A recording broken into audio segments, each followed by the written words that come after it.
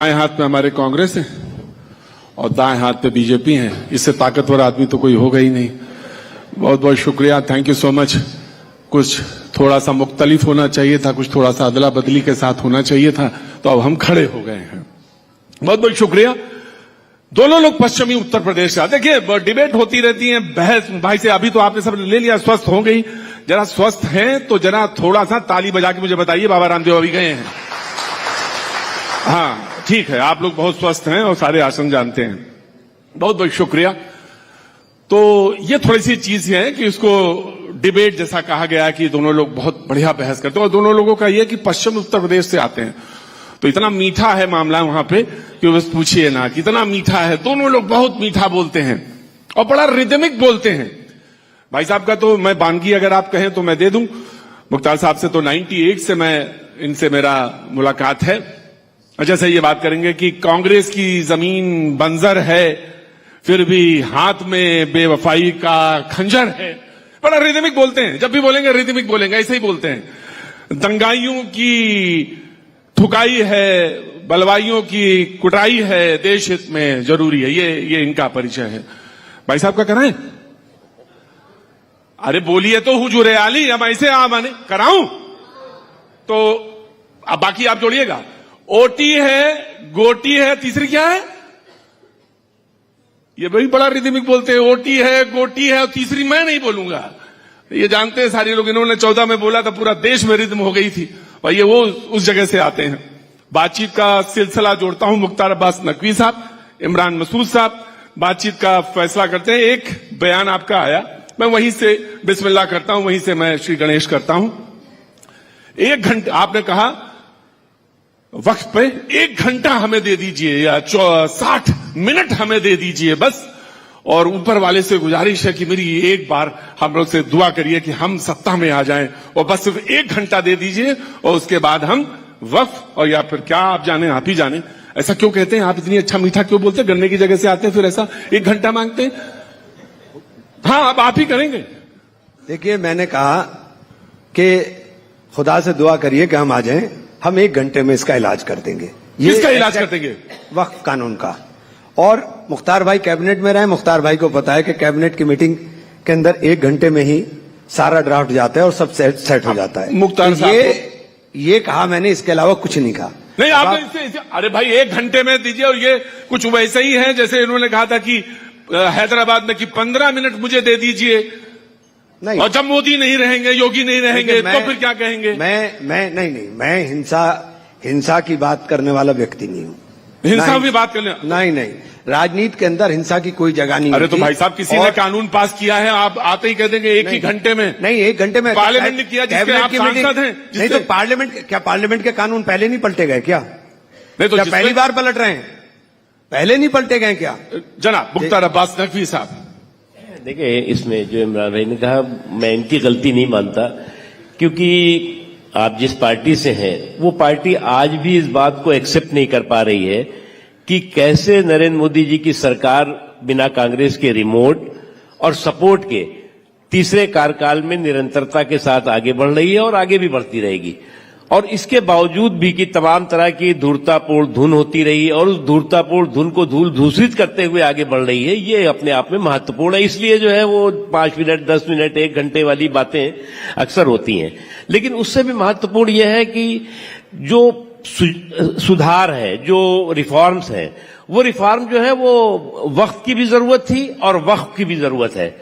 कुछ लोगों ने जो है वो जो लूट की लंपट लाभी थी, उसने लूट के छूट का लीगल लाइसेंस बना लिया था वक्फ के सिस्टम को, उसको जो है करेक्ट किया गया है। इससे किसी भी तरह से जो आम मुसलमान है, जो आम लोग हैं, उनके आस्था पर किसी तरह का अतिक्रमण नहीं है। आस्था का संरक्षण और प्रशासनिक व्यवस्था का सुधार। बिल्कुल। इमरान भाई अब आप बताइए। मुख्तार भाई ने कुछ बात कही, क्योंकि आपने जो ड्राफ्ट बनाया था वो पूरा ड्राफ्ट ही नहीं रखा गया। सबसे पहली बात तो जो आप चाहते थे वो पूरी बात ही नहीं हुई। वक्फ में इन्होंने लिमिटेशन एक्ट को खत्म कर दिया। उसका नतीजा क्या होगा कि जो वक्फ की प्रॉपर्टी, जो काबिजदार लोग हैं, जो कब्जा किए हुए बैठे हैं, जिनके लिए आपने ये सुधार की बात की थी, वो उनको लीगल एक अपॉर्चुनिटी मिल जाएगी कि वो सुप्रीम कोर्ट में जाएंगे और एडवर्स पोजीशन के अंदर वो दावा करेंगे कि हम तो मालिकाना हक मिल गया। तो आपने तो लुटेरों को और ताकत देने का काम कर दिया। दूसरी चीज, आपने वक्फ की जो प्रॉपर्टी थी उसके अंदर रजिस्ट्रेशन का पहले से प्रावधान था। आपने, जब आप मिनिस्टर थे, आपने मिनिस्टर रहते हुए जो डिजिटलाइजेशन कराया था, जो वक्फ प्रॉपर्टी का रजिस्ट्रेशन कराया था, आपने सुप्रीम कोर्ट में कहा कि 99% वक्फ प्रॉपर्टीज का रजिस्ट्रेशन हो चुका है। जब 99% वक्फ प्रॉपर्टीज का रजिस्ट्रेशन हो चुका था, तो फिर दूसरी आप ही की सरकार में आपके मंत्री ने दूसरी बार ये कैसे कह दिया कि वक्फ का रजिस्ट्रेशन नहीं हुआ और वक्फ का नए सिरे से रजिस्ट्रेशन कराएंगे। आपने वामसी पोर्टल बनाया था, आपका बनाया था, आपने बनाया था। वामसी पोर्टल के ऊपर आपने रजिस्ट्रेशन किया। आपने रजिस्ट्रेशन के अंदर 4.5 लाख प्रॉपर्टी दिखाई, फिर 8.5 लाख दिखा दी। तो ये जो 4.5, 8.5, 9.5 और वो फिर जब वक्फ एक्ट आया तब उसके अंदर लैंड आई के 8 लाख एकड़ है, फिर 14 लाख एकड़ है। फिर हमारे एचएम ने जो पार्लियामेंट में बोले, उन्होंने बोला कि 39 लाख है। तो ये 4 महीने के स्पैन में इतना वक्त ना तो किसी ने किया, ना इतना वक्त की प्रॉपर्टी है, और एक्चुअल में इतना ना वक्त था ना है। सबसे बड़ी बात यह कि ना था ना है, लेकिन आपने अलग अलग वक्त पर अलग अलग बातें बोली। वामसी पोर्टल में आपने रजिस्ट्रेशन किया कब्रिस्तान का, कब्रिस्तान के अंदर आपने एक प्रॉपर्टी कब्र मान ली, एक प्रॉपर्टी वहां जो वजूखाना है उसको मान लिया, और एक ही प्रॉपर्टी के अंदर आपने 4 हिस्से करके उसको 4 प्रॉपर्टी कर दिया। दूसरी बात, अब आपने कहा उसके अंदर जो वक्फ का रजिस्ट्रेशन नहीं कराएगा, जो वक्फ रजिस्टर्ड नहीं होगा, पूरे हिंदुस्तान के अंदर जितने वक्फ हैं, अगर वो रजिस्टर्ड नहीं होंगे और उनके लिए आपने डॉक्यूमेंट मांगे, डॉक्यूमेंट कब के आप मांग रहे हैं? जब आप ये सरकार या देश के अंदर ये कानून वजूद में नहीं था। यानी 400 साल पुरानी जो प्रॉपर्टीज हैं उनके डॉक्यूमेंटेशन कौन ला के देगा? वो प्रॉपर्टी वक्फ बाय यूजर चलती थी, वो बाय यूजर का आपने वर्ड ही हटा दिया। उसके अंदर आपने कहा कि बाय यूजर कुछ नहीं है। जहां एक सेकंड सर, मैं पूरी बात, क्योंकि बड़ा गहरी बात है। नहीं, गहरी बात है। 400 साल, जहां 400 साल से लोग दफन हो रहे हों, आज उस प्रॉपर्टी को उत्तर प्रदेश के अंदर 78% प्रॉपर्टीज जो वक्फ की हैं, जो कब्रिस्तान है, जो पुरानी खानकाएं हैं, जो पुरानी दरगाहें हैं, या जो पुरानी मसाजिद हैं, जो गांव के अंदर गांव की जो मस्जिद है या गांव के अंदर जो मकान है उसके कागज नहीं होते, वो प्रॉपर्टी दर्ज होती है, बस इंदराज होती है। तो जो आपने प्रॉपर्टी गांव के अंदर कब्रिस्तान है जो छुटा हुआ पुराना चला हुआ आ रहा है और उसके कागज नहीं है, समझ गया। एक सेकंड सर, एक सेकंड सर, पूरी सर, प्रतीक भाई पूरी बात होनी चाहिए। देखिए बहुत गहरी बात है। तो आपने उसको कहा कि ये तो सरकारी प्रॉपर्टी है, तो 78% प्रॉपर्टी तो आपने 14,500 एकड़ में से उत्तर प्रदेश में 11,500 एकड़ के करीब आपने कह दिया तो सरकारी है।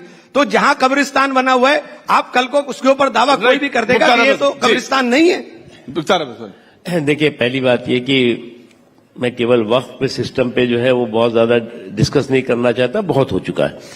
लेकिन मैं सिर्फ 2 लाइन की बात करना चाहता हूं। आप बहुत गहरी बात कर रहे थे, मैं गहरी तो नहीं, लेकिन मैं जो है वो बिल्कुल पुख्ता बात करना चाहता हूं।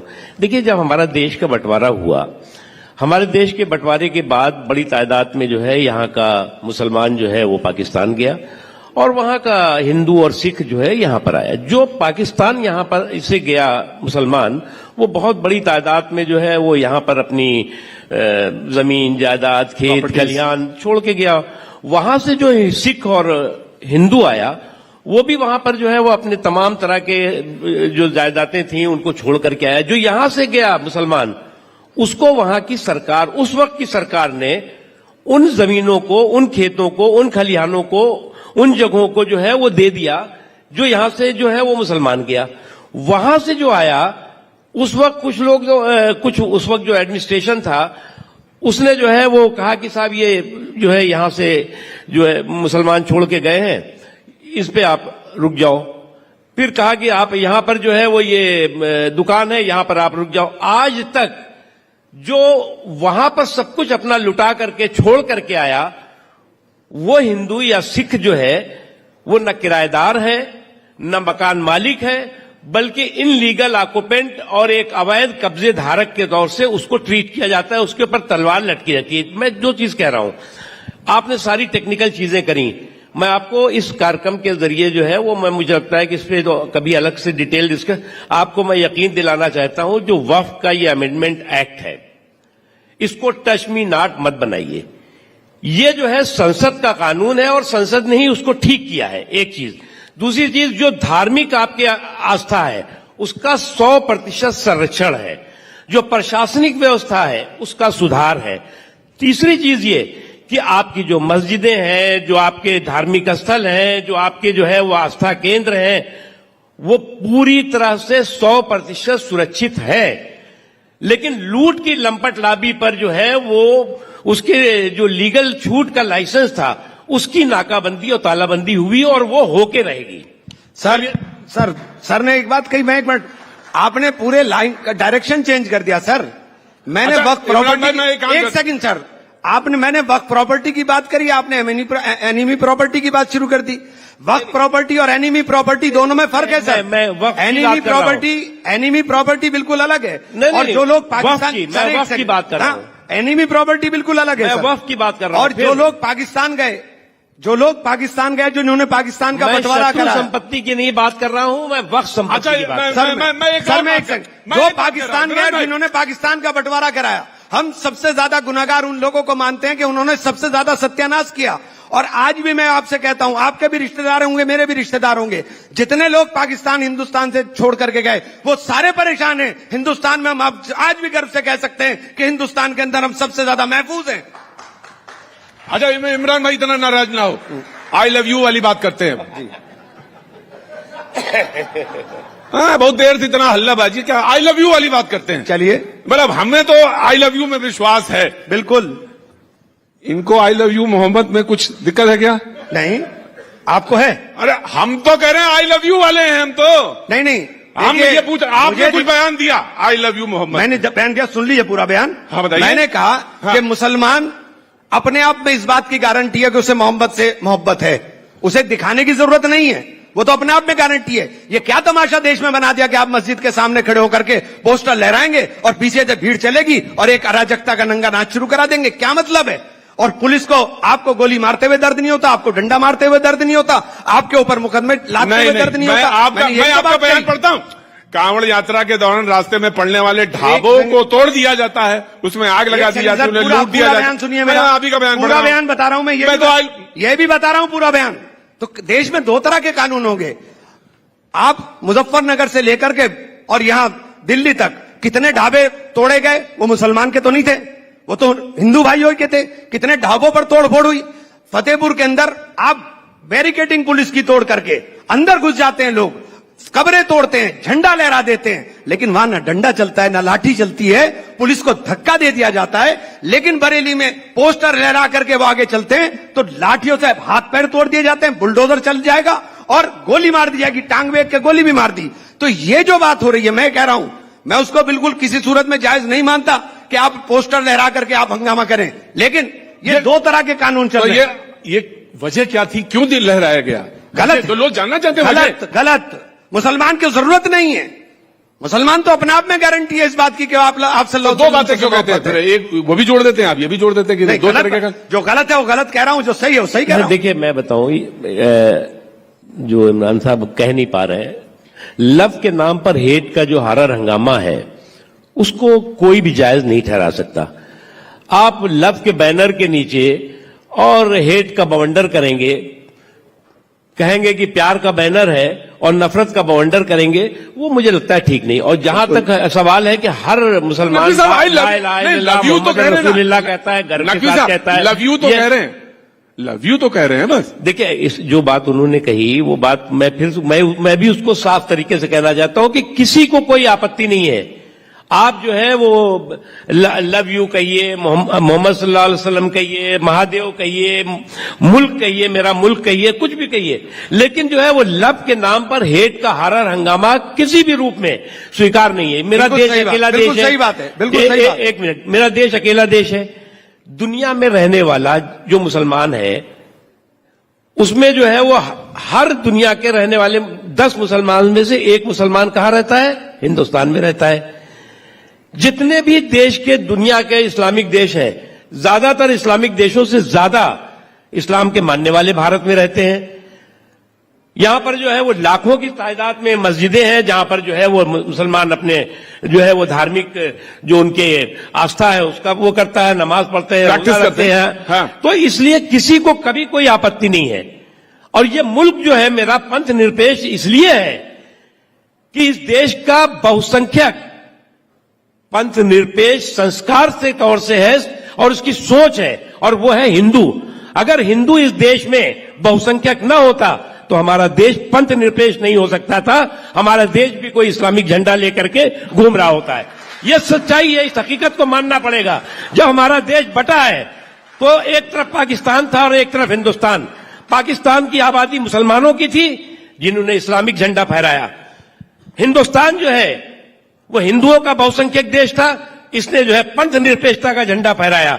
और इसीलिए आज इस देश में कोई भी हो, चाहे अल्पसंख्यक हो चाहे बहुसंख्यक हो, उनके सामाजिक, आर्थिक, धार्मिक, शैक्षणिक अधिकार सुरक्षित है और उनकी हिफाजत भी है और उनको मजबूती भी मिलती है, हमेशा मिलती रहेगी। अल्लाह आपकी बात जो आपने बात कही वो बात अल्लाह ताला और मजबूत करने का काम करे।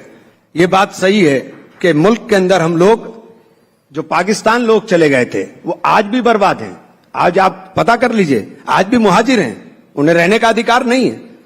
हमारा देश बड़ा, हमारी संस्कृति का हिस्सा है ये कि हम सहिष्णु हैं, हम लोग स्वीकार करने वाले लोग हैं, हम लोग नफरत वाले लोग नहीं हैं, हम लोग नफरत की जबान नहीं जानते, हम मोहब्बत की बात करने वाले लोग हैं। और हिंदू और मुसलमान चाहे कोई भी, सिख ईसाई कोई भी हो, हम लोगों ने पूरे मुल्क को एक मान करके सब लोगों ने तरक्की के रास्ते की बात की। जो नफरत की बात करते हैं उनका कल भी कंडम कर रहे थे और आज भी कंडम करते हैं।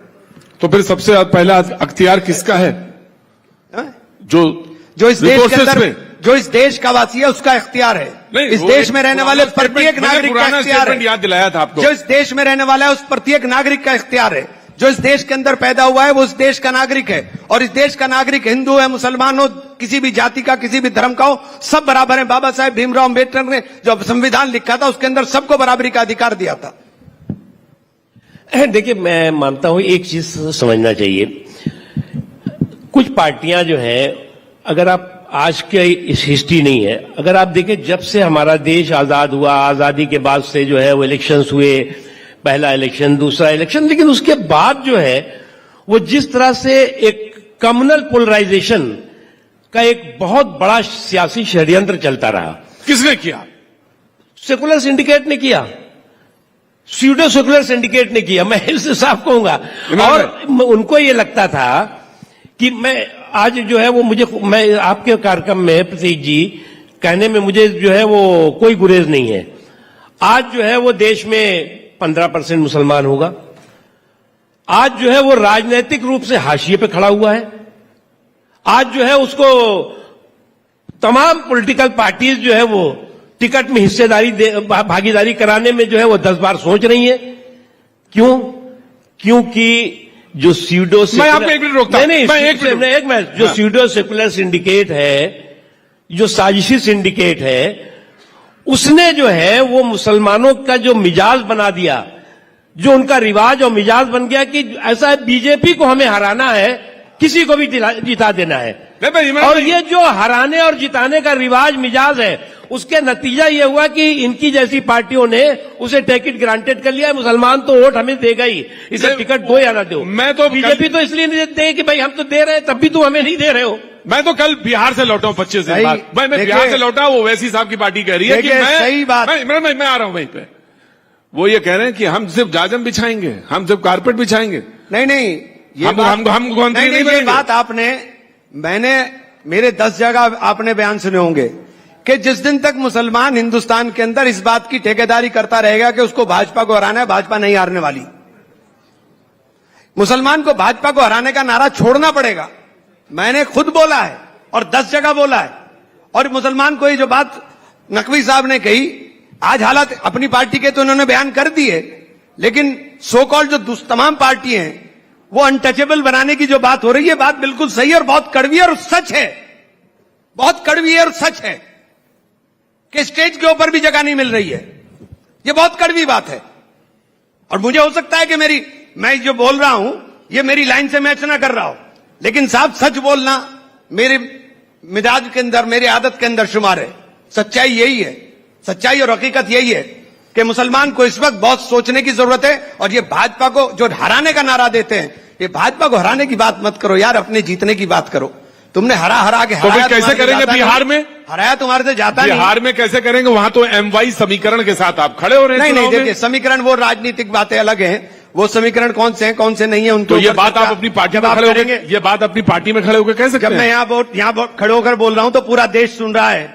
जो बात मैं यहाँ खड़े होकर बोल रहा हूं पूरा देश सुन रहा है। आज भारतीय जनता पार्टी ने अनटचेबल कर दिया हम लोगों को, और ये बात समझनी पड़ेगी मुसलमान को कि आप नफरत की बात बंद कर करके आप अपने जीतने की बात करें, आप किसी को हराने की बात मत करिए।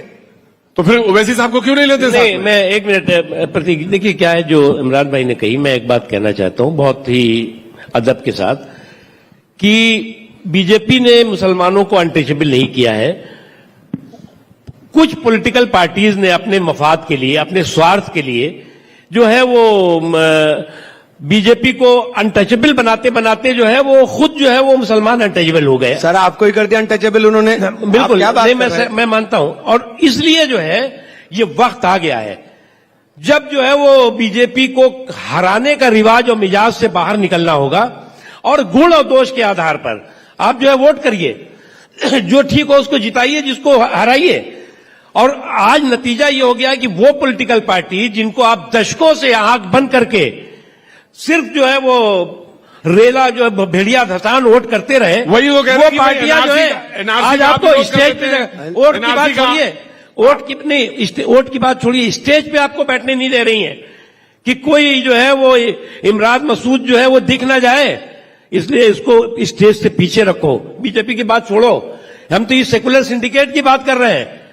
आज इनको जो है वो जो दिन दाढ़ी टोपी वालों को लेकर के ये कंधे पे बैठते थे, आज इनकी पार्टियों के अंदर कहा जाता है भैया ये जरा इनको पीछे रखना, इससे जो है वो दूसरे लोग बड़े नाराज हो जाएंगे।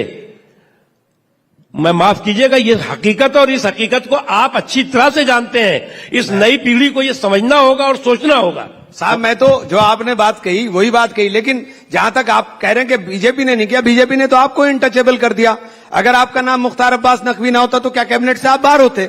ये बड़ा दुर्भाग्य है कि देश के अंदर इतने बड़े, उसके अंदर एक भी आदमी नहीं आपका कि वो कैबिनेट के अंदर बैठ सके, देश के अंदर इतनी बड़ी आबादी की हिस्सेदारी होने के बावजूद।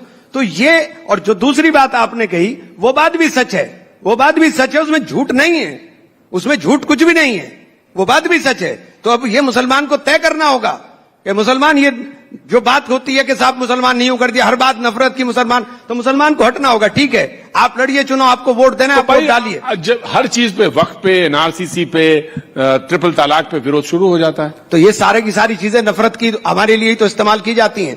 NRC के नाम के ऊपर, NRC के नाम पर, CA के नाम के ऊपर। अच्छा, कोई एक सवाल अगर किसी के पास हो तो, अच्छा वो हो, आगे आ जाइए जरा, जनाब अली आइए, वेरी क्विक, आगे आइए, उतनी दूर बैठेंगे कहां से काम चलेगा? पाठक जी पास आइए।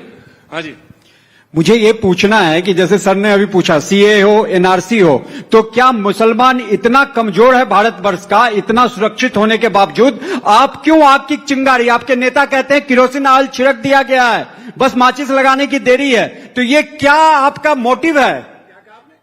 सुना नहीं, कौन सा माचिस किस चीज के लिए कहा? एक मिनट पाठक साहब, अरे माचिस की तीली बताइए कहां गया? किरोसिन ऑयल छिड़क दिया गया। कहां छिड़क दिया? किसने आप कहा? अपने राहुल गांधी जी ने। अरे क्या बता, आप हवा की बात कर रहे हो यार, कैसी बात कर रहे हो? पता नहीं आप कहां से निकाल के लाते हो भाई। अरे आप कैसी बात कर रहे हो? आपने CA NRC के नाम के ऊपर सिर्फ नफरत ही तो परोस रहे हो, ये आपका एजेंडा है, यही चलाना चाहते हो आप, इसके अलावा क्या है? आप बताओ, आपने घुसपैठिया करके आपके चीफ मिनिस्टर कहते हैं कि डेमोग्राफी चेंज हो गई, तो डेमोग्राफी चेंज हो गई, डेमोग्राफी कोई एक दो लाख से तो चेंज नहीं होगी, उसमें करोड़ 2 करोड़ होंगे, तो बताओ कितने लोगों को आपने रिपोर्ट किया? आप बताओ, आपके पास कौन सी सूची है कि कितने घुसपैठिया है? आपके पास है कुछ नहीं, आप शोर मचाते हो, एक नैरेटिव बनाना चाहते हैं। देखिए मैं बताऊं क्या हुआ कि ये काल्पनिक कंफ्यूजन जो आप लोग खड़ा करते हैं, जो CA जब आया तो CA तो अमेंडमेंट पहली बार हुआ नहीं, 50 से लेकर के और कई बार जो है वो CA का अमेंडमेंट हुआ, उसको लेकर के पूरे देश में एक शोर मचाया गया, एक काल्पनिक भ्रम पैदा करने की कोशिश हुई कि इससे मुसलमानों की नागरिकता खत्म हो जाएगी। CA भी आ गया, किसी की नागरिकता नहीं गई, दूसरी चीज आपने जो है वो उसके बाद अभी जो है वो सो कॉल्ड वोट चोरी का जो हंगामा और हुड़दंग किया, मुझे लगता है कि उसमें भी जो है उसका नतीजा क्या हो रहा है कि अभी जो बिहार का चुनाव है उसके चुनाव के मैदान में रणबांकुरों से ज्यादा रणछोड़ बहादुर आपकी तरफ ज्यादा दिख रहे हैं। और अगर आपके रणबांकुरों से ज्यादा रणछोड़ बहादुर दिखाई पड़ेंगे तो फिर जब रात है इतनी मतवाली तो सुबह का आलम क्या होगा? नकवी साहब, नर्वस तो आपकी तरफ भी लोग हैं काफी, नर्वस तो आपकी तरफ भी हैं लोग। नहीं, बिल्कुल नहीं। देखिए क्या है कि बीजेपी एनडीए जो है वो पूरी मजबूती के साथ, नीति भी स्पष्ट है, नेतृत्व भी सामने है।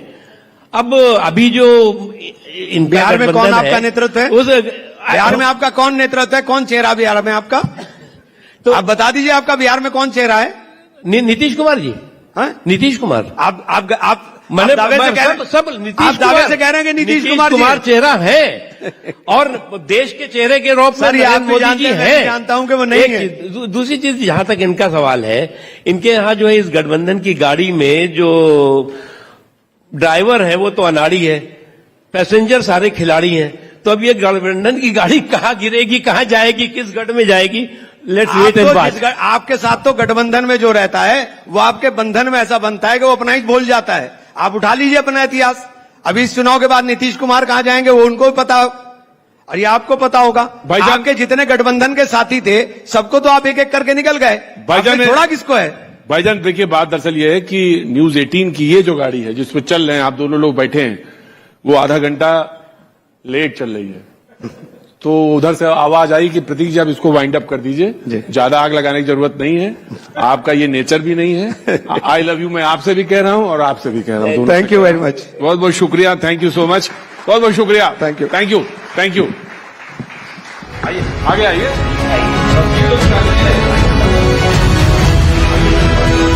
तो प्यार मोहब्बत के साथ में इस सेशन को एंड जरूर किया गया है, लेकिन ये जो अरीना था निश्चित तौर पे फाइटिंग अरीना जैसा ही लग रहा था और इसमें आग भी लगी हुई थी और दूसरी तरफ बुझाने की कोशिश जरूर की जा रही थी, लेकिन मुद्दे कई सारे मुखर तौर पे निकलकर सामने आए हैं। मसूद साहब कह के तो गए हैं कि मुसलमानों को भूलना होगा कि बीजेपी को हराना है और